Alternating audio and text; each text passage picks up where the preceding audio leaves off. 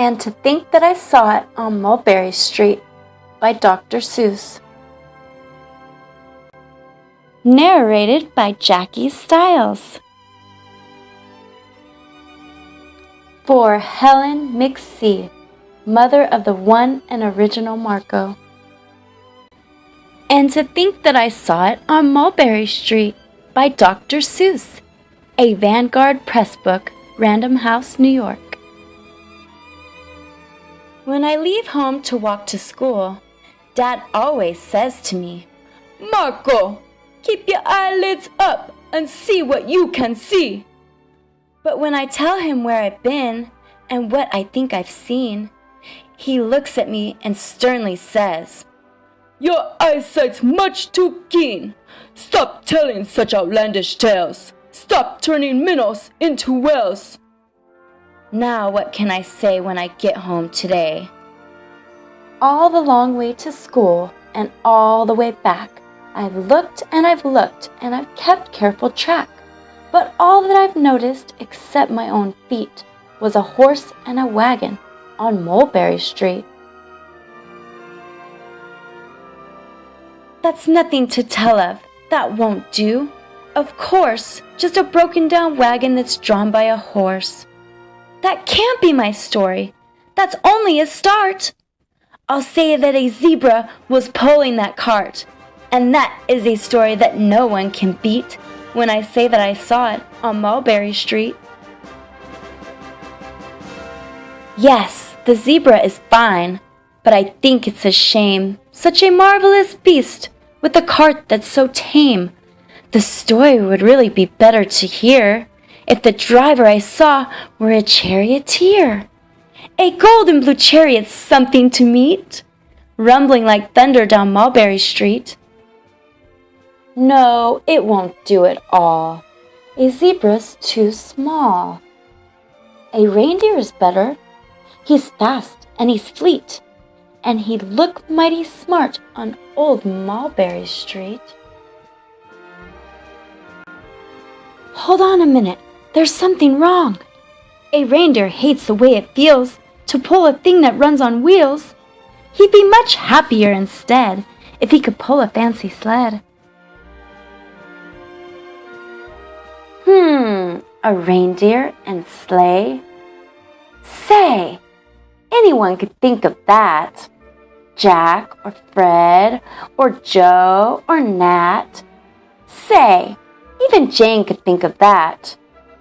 But it isn't too late to make one little change. A sleigh and an elephant. They are something strange. I'll pick one with plenty of power and size. A blue one with plenty of fun in his eyes. And then, just to give him a little more tone, have a Raja with rubies perched high on a throne. Say, that makes a story that no one can beat when I say that I saw it on Mulberry Street. But now I don't know, it still doesn't seem right. An elephant pulling a thing that's so light would whip it around in the air like a kite. But he looks simply grand with a great big brass band. A band that's so good should have someone to hear it, but it's going so fast that it's hard to keep near it. I'll put on a trailer. I know they won't mind if a man sits and listens while hitched on behind. But now, is it fair? Is it fair what I've done? I'll bet those wagons weigh more than a ton. That's really too heavy a load for one beast. I'll give him some helpers.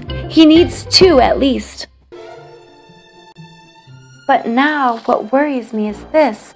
Mulberry Street runs into bliss. Unless there's something I can fix up, there'll be an awful traffic mix-up.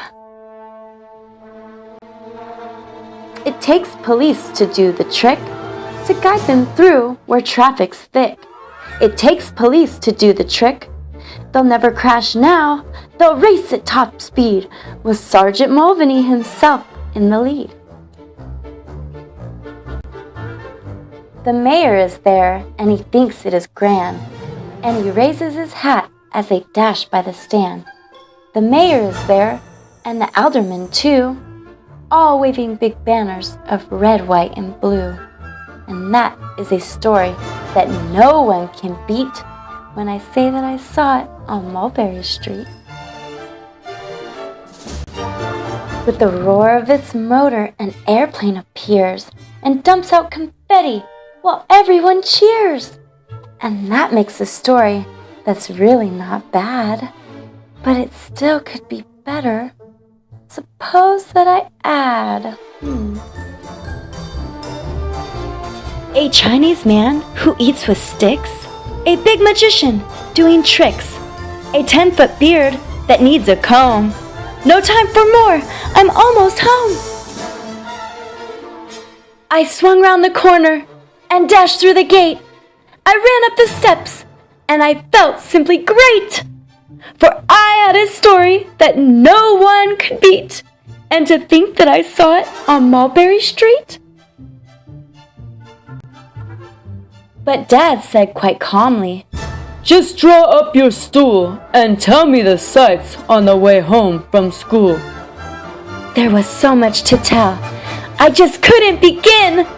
Dad looked at me sharply and pulled at his chin. He frowned at me sternly from there in his seat. "Was there nothing to look at?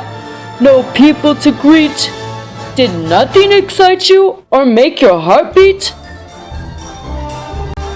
Nothing, I said, growing red as a beet.